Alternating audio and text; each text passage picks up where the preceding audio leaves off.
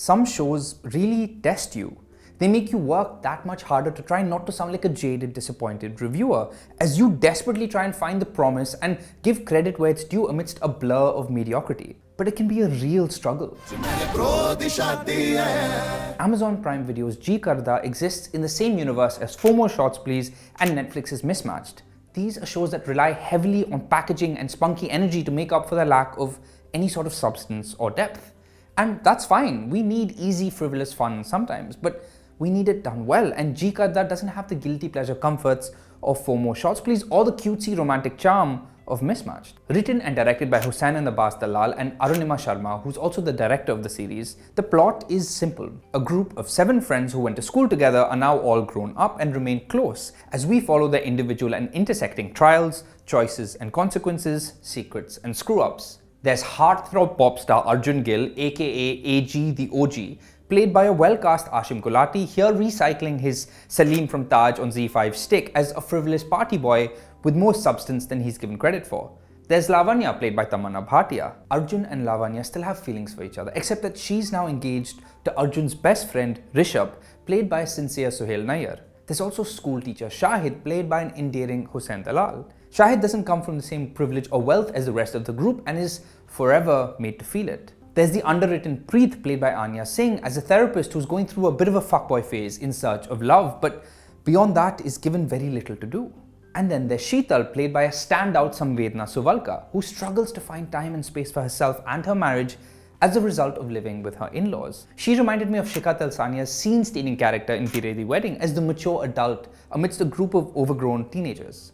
It's a fun cast, but the surface-level writing and stale direction helps ensure that they're barely able to muster any sort of shared chemistry. The show flits back and forth in time between showing us the group as kids and who they've become as adults. I quite like that idea, to compare and contrast their foundation and their destination, to examine how much they've changed and how much they haven't, and how those early years really come to define us. Except that Jee Karda is entirely uninterested in going beneath the surface. The conflicts here are basic or familiar or both. A rushed marriage here, a love triangle there, a toxic relationship here, an affair there with a bit of unrequited love thrown in. Which again is all perfectly fine if you're able to craft an engaging, unapologetic comfort watch, which just isn't the case here. Largely because these are wafer-thin one-note characters. For example, Arjun is a meme of a rock star, trashing hotel rooms, waking up with different women every day. He basically walks and talks like what a 12-year-old thinks a rock star's life might look like. Similarly, Preet is a cartoon of a therapist. But I do love her truly ridiculous teenage patient who seems to be the only one she has. This is a kid who storms into her office and says, "My dad's sleeping with someone else, and to get back at him, my mom's now sleeping with someone else. And on top of that, mera breakup ho gaya." Not sure if that's meant to be funny, but hilarious it was. Rounding up the group is the most ambitious character, Melroy. Armed with oodles of childhood trauma, Melroy is now in a toxic relationship with his shitty boyfriend, all of which is explored with the sensitivity of a stump.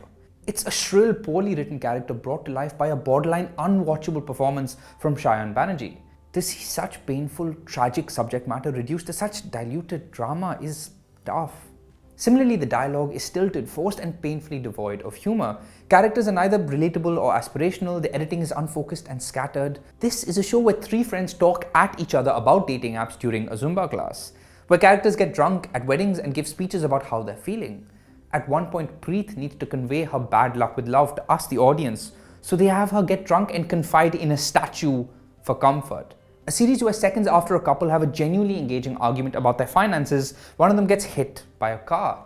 Does this even work as a good-looking people with relationship problems show? I mean, sort of. For what it's worth, I did appreciate how pacey the show is and how briskly it keeps moving.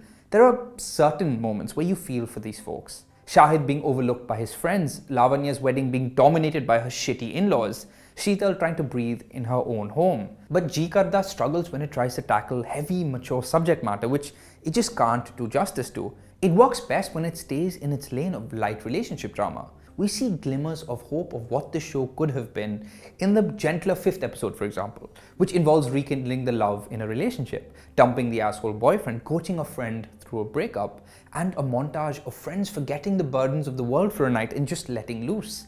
That's a show that I wouldn't have minded.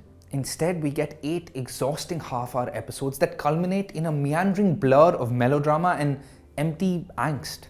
You can watch Jee Karda on Amazon Prime Video.